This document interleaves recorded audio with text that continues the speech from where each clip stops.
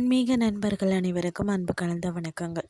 இன்றைக்கு நாங்கள் ஆன்மீகம் சம்பந்தமான பதிவில் வியப்பில் ஆழ்த்தும் ஹனுமான் கோவில் கதை.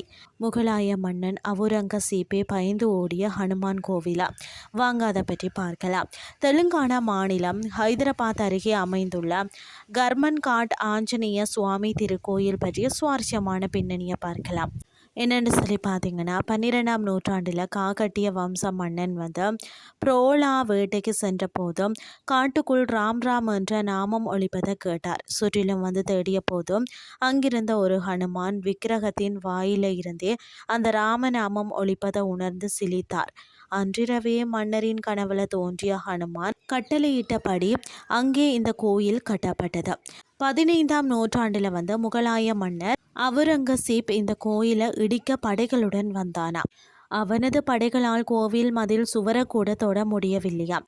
கோபமடைந்த அவுரங்கசீப் கடைப்பாறையால் கோவிலை இடிக்க முயன்ற போதும், முட்டாள் மன்னா, உன் இதயம் நொறுங்க வேண்டுமென்றால் இந்த கோவிலை இடி என்றும் இடி போன்ற குரல்ல அசரீரி ஒழித்ததாம்.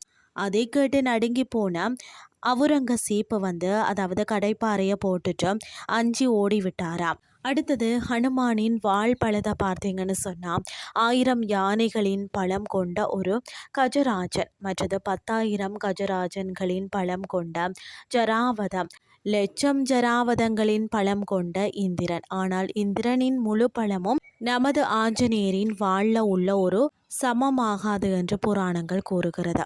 நமது ஆஞ்சநேயரின் அளப்பரிய மகிமையும் வீரத்தையும் பறைசாற்றும் இந்த ஆன்மீக பதிவை உங்கள் நண்பர்கள் மற்றது குடும்பத்தினருக்கு மறக்காமல் ஷேர் பண்ணுங்கன்னு சொல்லி கூறிக்கொண்டு இன்றைய ஆன்மீகம் சார்ந்த பதிவை நிறைவு செய்து கொள்கிறேன். இதே மாதிரி மற்றும் ஒரு ஆன்மீகம் சார்ந்த பதிவோடு உங்களை சந்திக்கிறேன். நன்றி.